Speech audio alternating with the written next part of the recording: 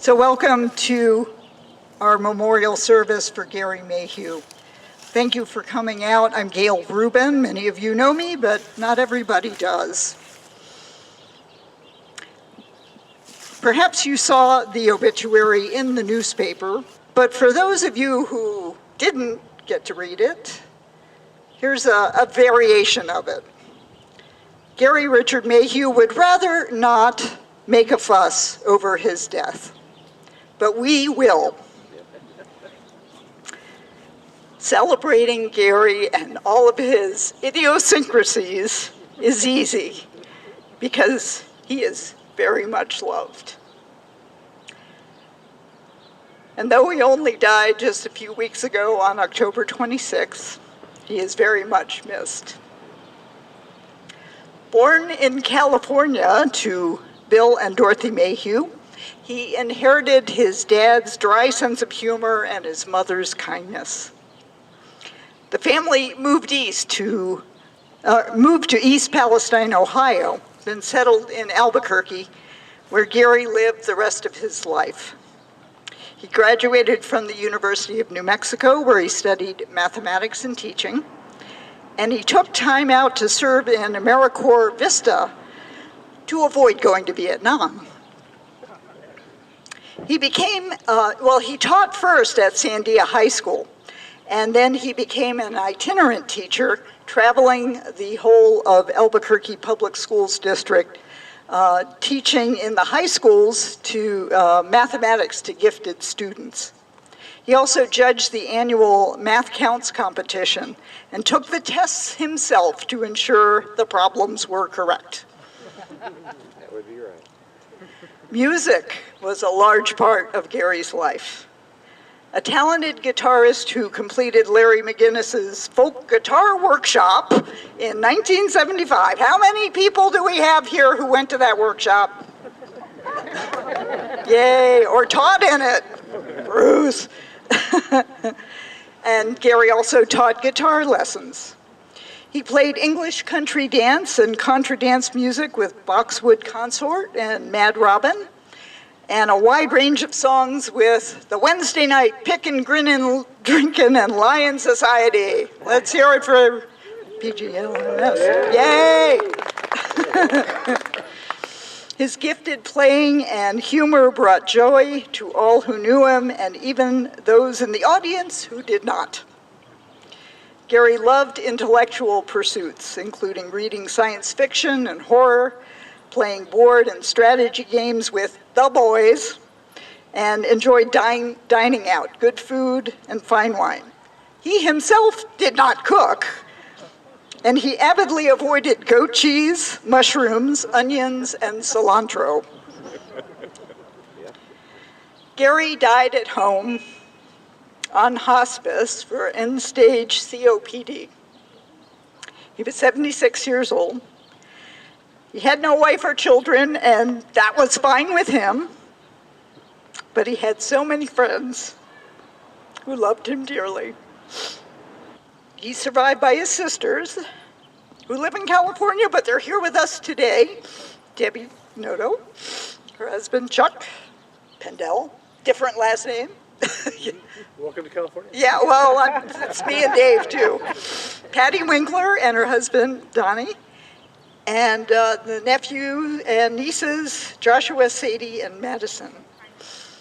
So let's celebrate Gary. This is sort of a open mic memorial service. Well, wow. Look at you all. Thank you so much for coming. It just totally warms my heart that Gary has people who loved him here as much as I see in the audience. So thank you so much. I thought a lot about what I would say. And, Gary and I, obviously we lived in different states, and he would come to visit, not in the end days because it was really just too hard for him to travel last few years. But I thought I would talk a little bit about when we did live together, when I was little and he was a little bigger. So, most brothers pick on their little sisters. This little sister, Patty, wasn't around yet. So he had me all to himself. And Gary really picked on me. Now you say, like my mother did, you must have provoked it. But Gary, not only did he chase me around the house, but he made me memorize every planet in the universe and how many moons each planet had. And if I got it wrong, I would get slugged in the arm. He also tortured me with insects, because as you probably know, he's an avid, he loved insects. In fact, when we were at his house, he had insects framed. I mean, who does that? Anyway, he taught me that praying mantises, after they mate, the female eats the male. Now, I was little, and he told me that they are carnivorous. That was a big word for me.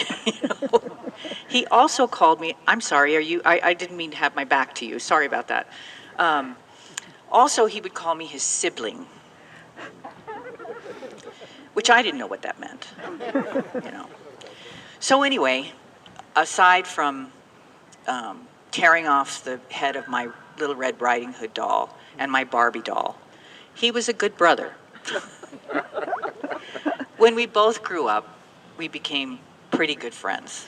And he felt terrible, or so he said, about torturing me the way he did. But I, you know, living in California and Gary living in New Mexico, we just didn't get to see a lot of each other. And it surprised me, some of the things that I found in his house. And it, I guess, I don't know why I'm surprised that so many people are here and so many people were at the guitar group. I mean, we were blessed to see this. So thank you all. And I know I'm babbling and babbling and babbling, and so now I'm just going to go cry. But Patty, I don't know if you wanted to say anything or you're already Not crying. Right now. I'm already crying. So I guess who else would like the mic? Thank you all. Actually, I want to talk about this photograph.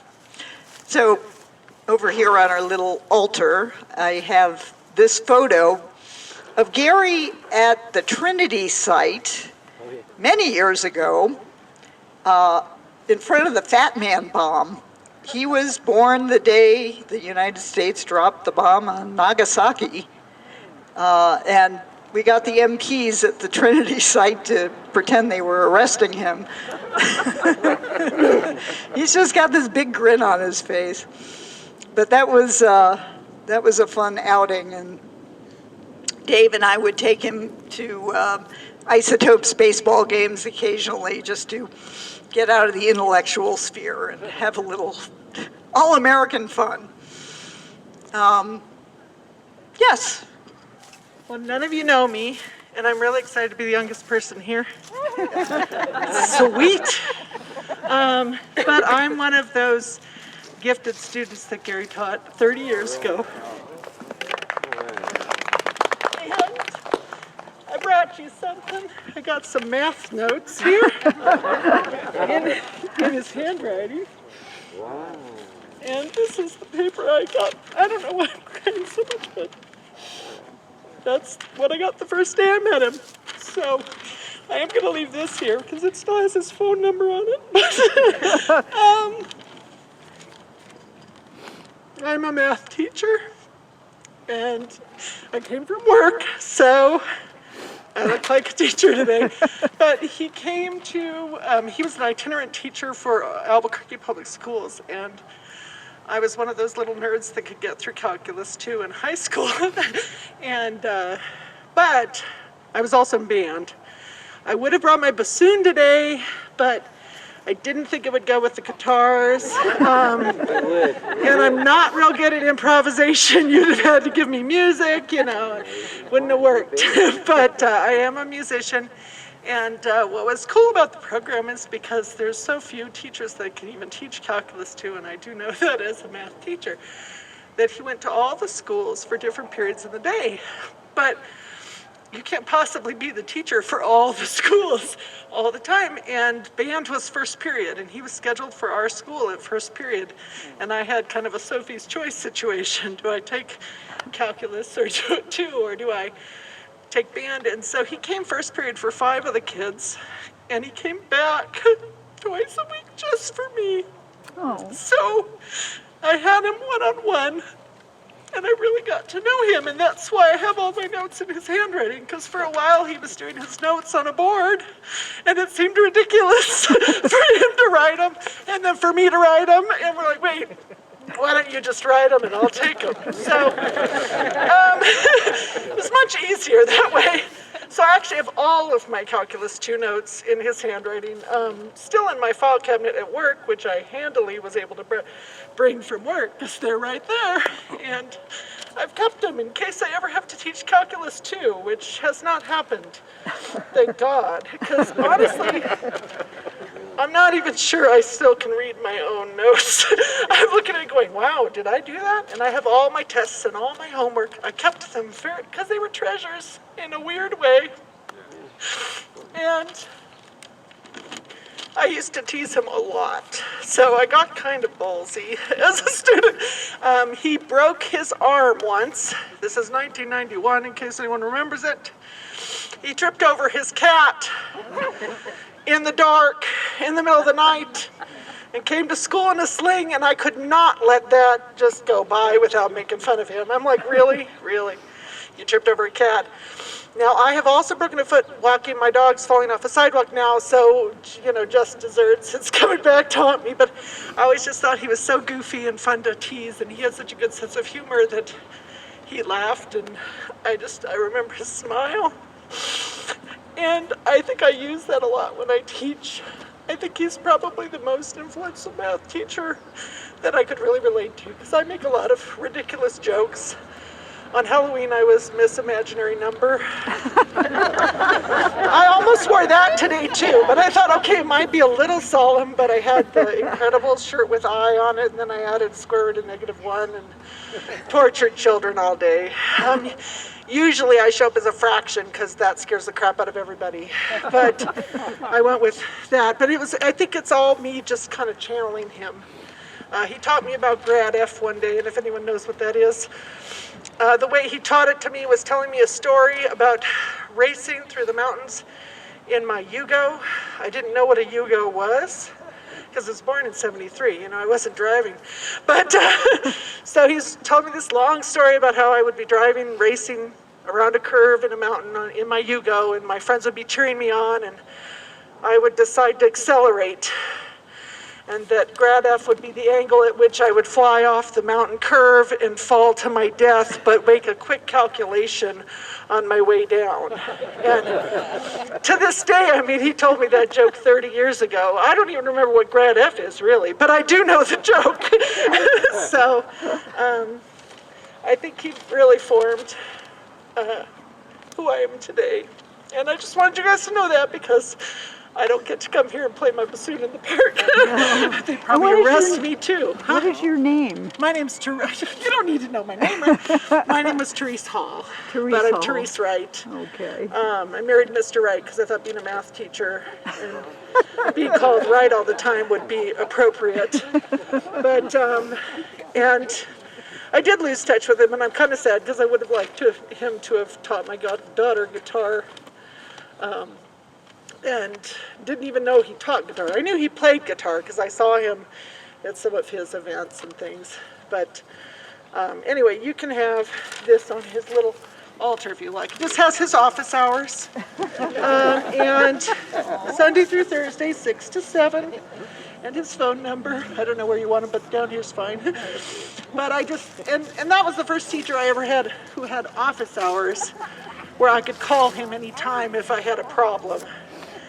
And, in high school, that's a big deal to have your teacher's phone number and be able to just call him, And I did call him every now and then because my dad's hard to talk to about math. He's a physicist. But I just thought he was always there for kids, and that's kind of what I do too. And I really appreciate the power of having a one-to-one teacher as well, because I did do better in Calc 2 than Calc 1. So, he was very good. And he's missed. Thank you. Thank you. Well, I'm Scott Mathis, and I've known Gary for at least 50 years. I think he went to Sandia High School, and he taught at Sandia High School because he still knew who Mr. Andrade was, even to this day, the director, the guy that wouldn't let us hold hands in college, in high school. But so I took guitar lessons from him. My ex-wife took guitar lessons from him. I knew him as a folk singer in different venues in Albuquerque. He plays in a band with some of us, but more than that, he's one of the few people that I know that can actually use his left and right brain, because he was so exact in his math and in his corrections on chords with all of us. And the stuff that I saw at his house, he was an intellectual and a hipster. Really, if you think about it, he had Miles Crassen's Appalachian book at his house. He has Dave Benedetti's poetry book at his house. These are things that are links in my life that were missing. So, what else can I say? That's probably it. But I miss him, and I'm going to try to put a memorial of his guitar playing together because I have a lot of his recordings that we all did.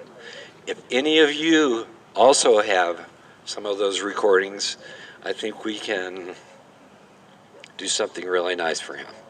So.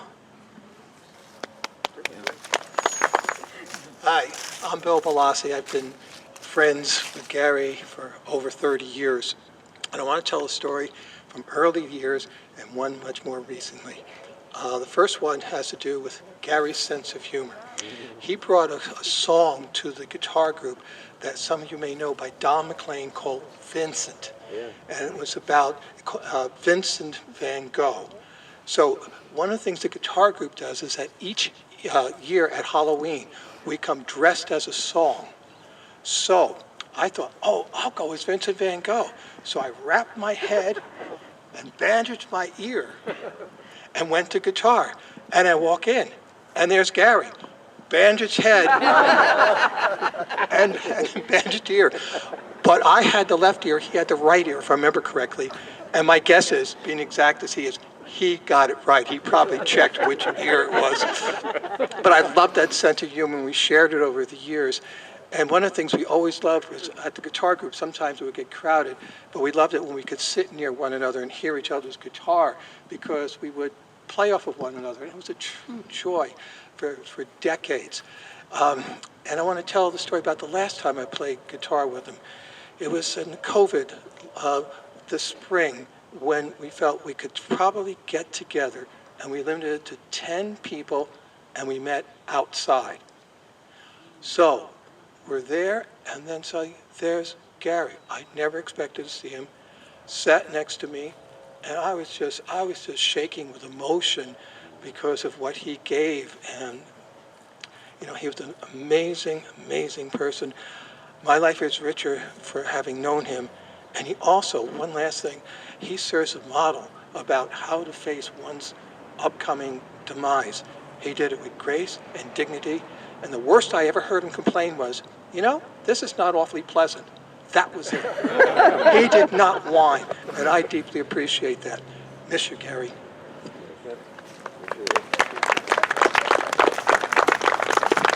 And you also have the same birthday. Yeah. Other thoughts about Gary from other perspectives? Is his friend Rick here? And any of the gaming guys like to talk? Yeah, gaming guy. Yeah, oh, and then you next. Okay. All right, I'll stand in as one of the boys. I met Gary.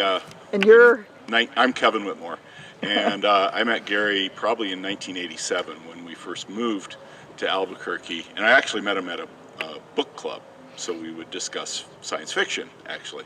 But we hit it off, and he invited me to a game night with his friend Rick, and you know, with a few exceptions, probably for the next 30 years, every Monday night, Gary and I would hang out. So I felt pretty privileged. And, you know, the games are their own pursuit. I won't bore you with stories about that, but I will tell you that those of you that visited him in these last few months, he was so happy when he told me about how the guitar people would come, or musicians, I should say, would come to his front yard and serenade him during his last few weeks. It was greatly appreciated. And so I want you to know that he loved you guys. Thank you.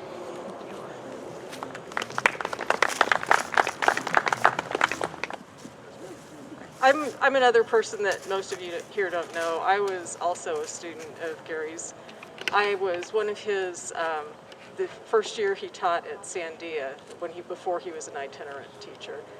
And I had Calc 1 with him that year. And we were all used to, you know, math teachers who were pretty stoic and everything. And we walked into class that first day and we knew this was going to be different. We walked in and here's this young guy wearing jeans, and I think he had sandals on. He was sitting cross-legged up on his desk when we came in.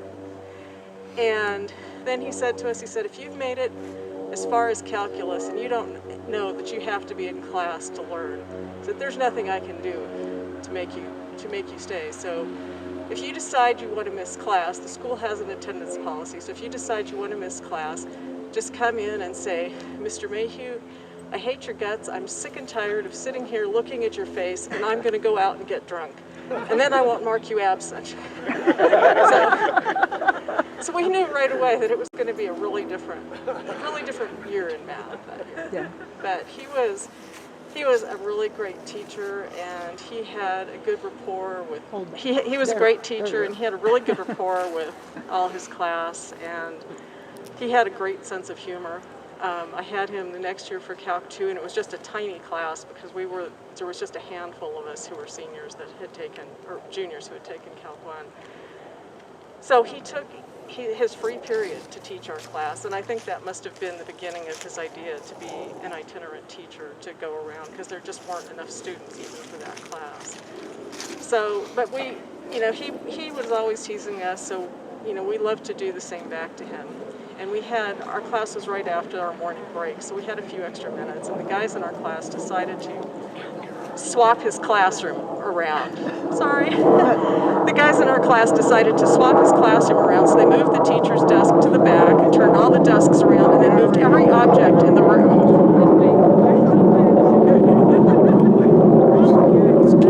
It's Gary interfering with your story.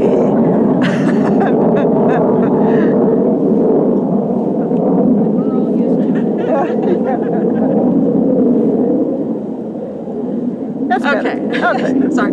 So the guys in the classroom moved the teacher's desk to the back. They turned all the desks around, and we moved everything to the opposite end of the classroom. So he came in, he stepped into the classroom, and he got this really embarrassed, oh my gosh, I went into the wrong classroom look, and he darted back out the door. And about 20 seconds later, of course, when he got outside, he realized it was the right room. So then he came back in the room, and he's like looking at us going, you guys. But we all loved him, and he was a great influence on all of us. And what's your name? My name's Sherry. Sherry? Yes. So. Thanks, Sherry.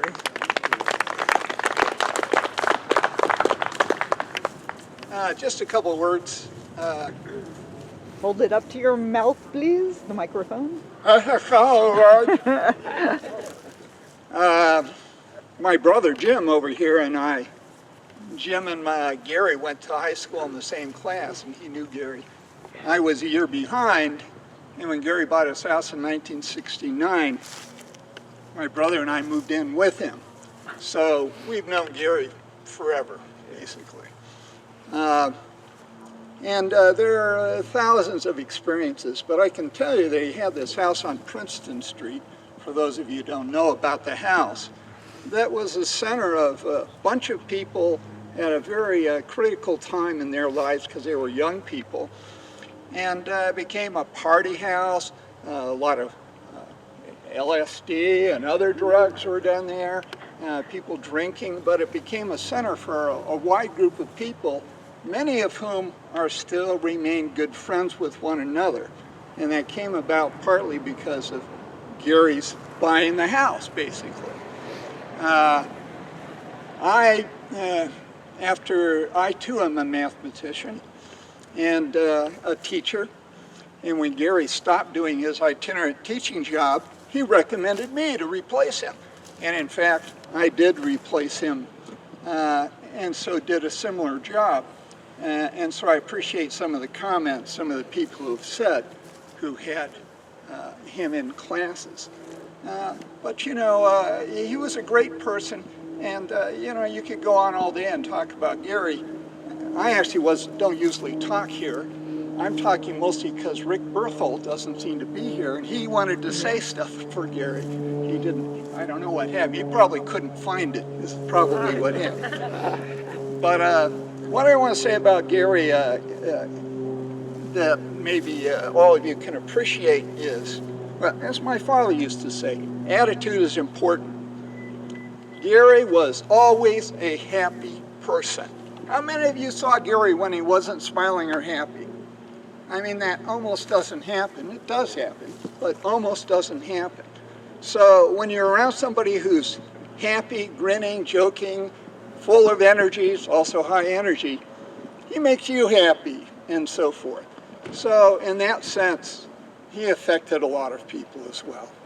And, like all of us in this very temporary life that we live, we all have our connections. And part of who we are is who knows us and who recognizes us. So Gary remains a part of all of us until we die. And we'll be replaced probably by better people. Who knows? Thank you. Gary was not religious. Gary, in fact, did not believe in an afterlife. He thought when you're dead, you're done.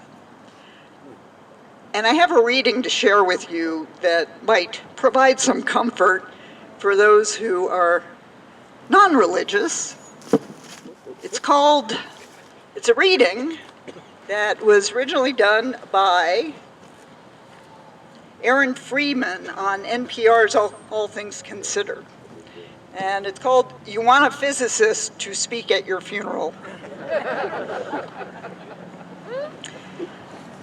You want a physicist to speak at your funeral. You want the physicist to talk to your grieving family about the conservation of energy, so they will understand that your energy has not died. You want the physicist to remind your sobbing mother about the first law of thermodynamics, that no energy is created in the universe and none is destroyed. You want your mother to know that all your energy, every vibration, every BTU of heat, every wave of every particle that was her beloved child remains with her in this world. You want the physicist to tell your weeping father that amid the energies of the cosmos, you gave as good as you got. And at one point, you'd hope the physicist would step down from the pulpit and walk to your broken-hearted spouse there in the pew and tell him or her that all the photons that ever bounced off your face, all the particles whose paths were interrupted by your smile, by the touch of your hair, hundreds of trillions of particles have raced off you like children, their ways forever changed by you. And as your widow rocks in the arms of a loving family, may the physicist let her know that all the photons that bounced from you were gathered in the particle detectors that are her eyes, and that those photons created within her constellations of electromagnetically charged neurons whose energy will go on forever. And the physicist will remind the congregation of how much all of our energy is given off as heat. There may be a few fanning themselves with their programs, as he says it. And he will tell them that the warmth that flowed through you in life is still here, still part of all that we are, even as we who mourn continue in the heat of our own lives. And you'll want the physicist to explain to those who loved you that they need not have faith. Indeed, they should not have faith. Let them know that they can measure, that scientists have measured precisely the conservation of energy and found it accurate, verifiable, and consistent across time and space. You can hope your family will examine the evidence and satisfy themselves that the science is sound and that they'll be comforted to know your energy is still around. According to the law of the conservation of energy, not a bit of you is gone. You're just less orderly. Amen.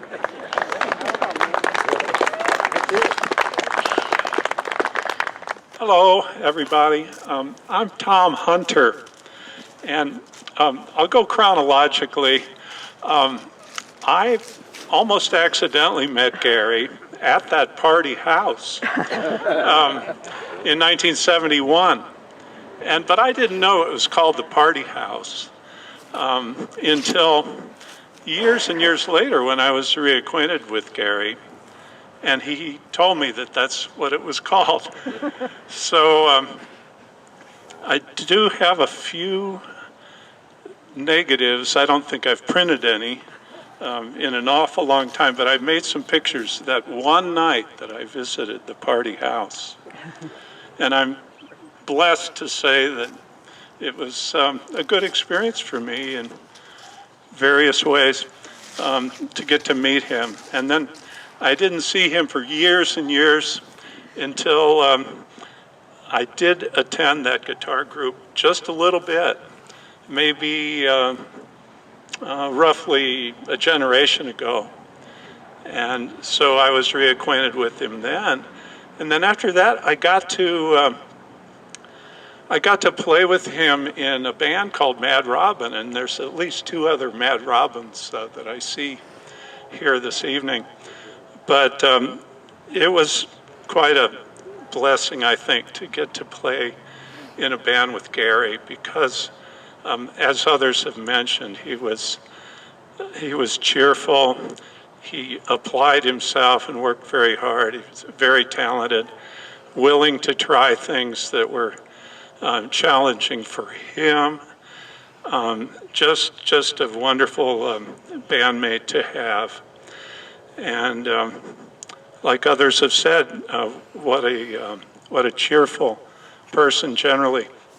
And yet, when I was driving over here, I was thinking about the condition that done him in, that COPD, and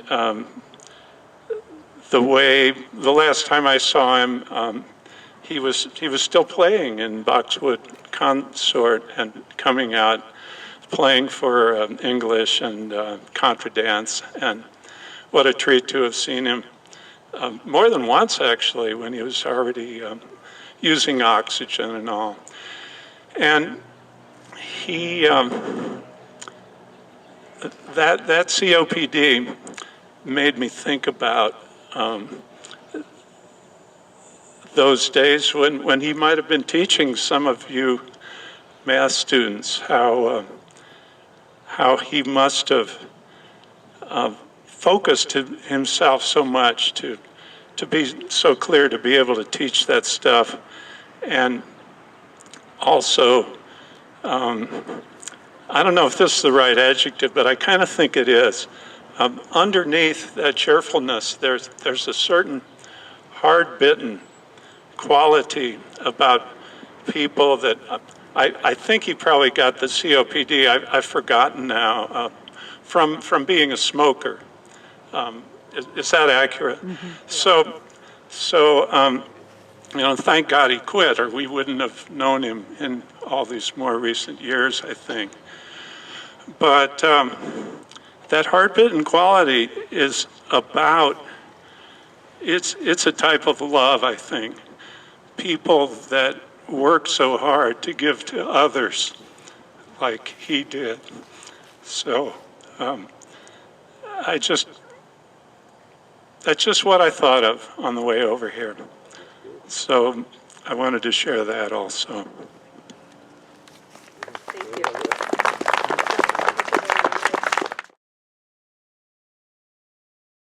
So how did you meet Gary Mayhew? That's an interesting question. He called me on the phone after having gotten my phone number from Erica Garrity because he was looking for a cellist to play with, play guitar and cello together. And so it happened to be at a pretty fortuitous time. And so I agreed to meet him at the Heights Community Center before a dance because I knew I could get in there ahead of time. And we went off in a corner and he had some music with him. I didn't know what he was going to bring, so I just brought my cello. And maybe I was going to play for the mega band that night, I think. And he happened to bring a bunch of English country dance band music, which shocked me because I hardly knew anybody who even had that kind of music. And the funny thing is that I had just started an English country band with Tom Hunter, and the two of us had been playing together, and then we'd asked Doc Bushman and Julie Palladino to join us. We had a quartet that had been rehearsing for only a couple weeks, and I said, Gary, why don't you come to one of our rehearsals and see what you think, because this is exactly what we're working on. And so therein he joined the Mad Robin Band. And so we played together, played for dances, and eventually we started our own dance series, and we played once a month, every Friday night of the chosen month. I think it was fourth Friday for a number of years, actually. And in that point in time, we got to know each other better, and he helped me go just kind of emotional support through a divorce I went through, which was quite nice to have somebody just as a friend. And eventually he helped me with my store in Los Lunas. A lot of people don't know he did that, but he came down and he would work there for me, he did inventory for me, and it's where I really started to know who he really was, because sometimes he'd make mistakes, and he was such an honest person that whatever it was that happened, he always wanted to cover it. So he would, I was like, Gary, you don't have to do that. He says, no, I insist. Here's my money, whatever. I'll take care of that, I'll clean it up, I'll do whatever. And he'd go the extra mile. He didn't have to do any of that. I never asked him to come help me. He just thought it was goodness of his heart. He came and he realized that I was sort of overwhelmed. He pitched in. It was just really nice. He was like a true friend. It's one of those places that a lot of people just won't go. And Gary would go. He would do anything. And just a genuine, loving soul.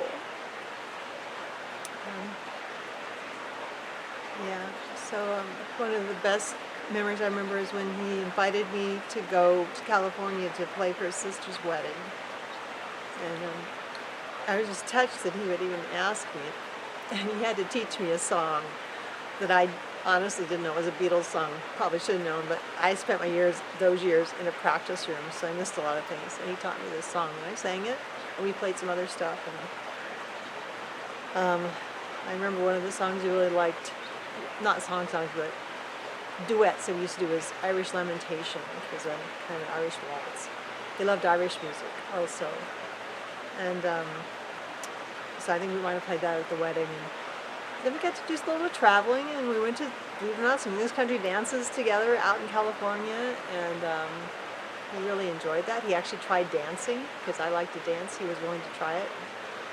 It was a big stretch for him, but he really tried hard, and he was delightful on this floor, really was. Tried his best. I know that years passed, and he just always made it a friend and a support, even when we quit playing together so much. If I had a concert or something, he'd come to the concert, he'd just be there, like just a supportive person. Kind of like neither one of us really had family here, and so we were kind of, in a sense, family for each other. My big brother, his little sister that wasn't there, so it was always really sweet. And I miss him a lot. And sure, there's many, many more things. He was the one who brought me to Wednesday night guitar, and has been a lot of fun.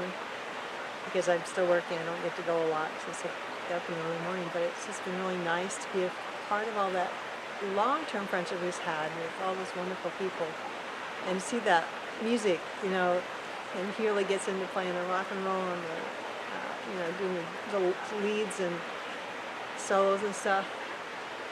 One of the things, though, I realize is that he has a diverse repertoire, because at first I just thought, he did that stuff and he did the next country, and then one time I was over at his apartment house, and he just started noodling on his guitar playing Bach suites, cello suites, the suites I play on my cello. And I was like, Gary, shocked me to death because his style with that, he always had metal finger picks on his guitar. It just made it so clean. It was just really nice. I've heard people play Bach before on guitar, but it was different. It was just really different. And I couldn't get him to play that out any place. And there was places where I said, Gary, just play your Bach. He said, no, I'm not going to do that. It's like he was too afraid that because Bach is sort of, people think of it as classical or stuff, he thought he wouldn't measure up, I guess, but he would. He was really great. I'm Mary Rudd.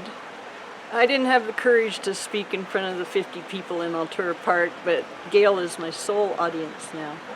I used to be a dance caller whose job was to coordinate dances, tunes, teach the dancers, cue the band, and provide general stage personality. I knew Gary for years as a dance musician. One night at the Lloyd Shaw Dance Center, we were talking before the dance, and I explained that as nice as the melodies are, I only listen to rhythm instruments like guitar or bass when I'm calling dances. They give me my timing and rhythm. Gary was a very refined, genteel guitarist, not a rowdy guitarist. So I made a suggestion about how he could emphasize the downbeat to accentuate a dance move called a balance. He tried it, and the dancers whooped approval, and he grinned broadly at me on stage as I gave him a thumbs up. Later I told him that the best way for him to hone his dance musician skills would be to get out on the dance floor and dance, so he could experience how music and dance fit together. I wish I could report that he said, "Challenge accepted," but instead he said, "That's not going to happen." I didn't know that Sherilyn had gotten him out there to dance, and you've heard from her earlier. Well, it didn't that night, but every time I saw him sitting on the sidelines watching the dancers, I'd ask him to dance. After a year or two, I finally wore him down, and he danced with me. He said something like, "That was more fun than I expected." And he continued to dance with me occasionally. Contra, until his lungs couldn't take it anymore. English country, and even a waltz now and then. I kind of wish I could have asked for a show of hands at his memorial about who's gotten Gary to dance with them, but alas, opportunity lost. We miss you, Gary. You influenced a lot of us in so many ways. Dave! Dave's not here. Dave's here now. Dave's not here. I did make Dave's here. Go ahead. I did make a appetizer called Gary's Not Here, because it's mushroom cap stuffed with goat cheese and topped with an onion scallion. All the things Gary hated. And we used to ride him about that. We used to go out to dinner with Gary every other Tuesday night. You got it. Yeah, we're the ones. Actually, it goes back. Gary and Gail dated for the longest time. To the point where those of us in the guitar group, if you remember, if you were there a long time ago, that we kind of figured they were going to get married. It just seemed like a natural pairing. And then they weren't together. But Gail and Gary continued to go out on Tuesday night, every other Tuesday night, for dinner. Nice to be able to be that friendly with your exes. And this continued up until Gail and I got married. And after we got married, they would continue to go out every other Tuesday night for dinner. And I would stay home. That would be my night to watch TV. And to fend off the questions about, are you sure it's okay? Are you comfortable with this relationship? Yeah. What the hell? I'm the one who got married, so, what do I have to worry about? And it went on for a couple of months until Gary decided this wasn't right, and I had to join them. And so for 20 years, every other Tuesday night, we would go out, mostly Gary's pick, because he picked up the check. And then every so often ours. And if there was other Tuesday night that Gail couldn't make it because she was out at a conference or something, that was guys' night out for us. And it always wound up the same thing. Green chili cheeseburgers.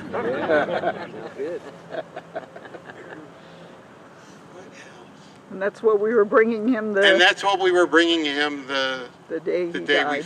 He passed. So we ate his.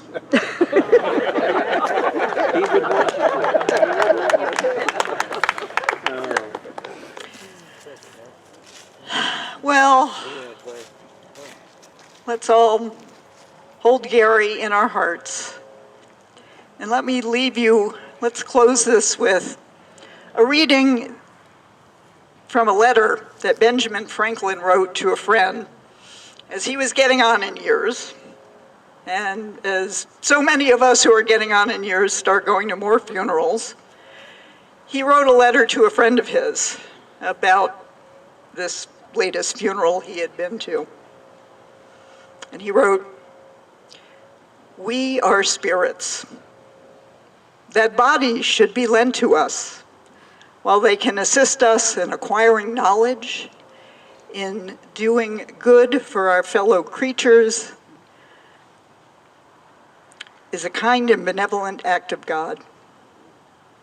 When they, our bodies, afford us pain instead of pleasure, instead of an aid, become an encumbrance, and answer none of the intentions for which they were given, it is equally kind and benevolent that a way is provided by which we may get rid of them. Death is that way.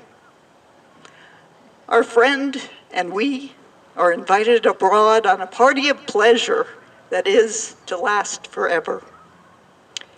His chair was ready first, and he has gone before us. We could not all conveniently start together. And why should you and I be grieved at this, since we are soon to follow and know where to find him? So please keep Gary in your hearts. If you know where we live, come and have some tamales and let's visit some more. What? Wine. And wine. Oh, of course. Gary loved fine wine. He had just ordered several bottles of Hafner Cabernet Sauvignon that we haven't opened yet, and we'd love to continue visiting with you. We're going to build a fire pit in the backyard, so if you want to stay outside, we'll have a place to warm up. But the day has been beautiful for us, and let us keep Gary in our hearts. Thank you for coming.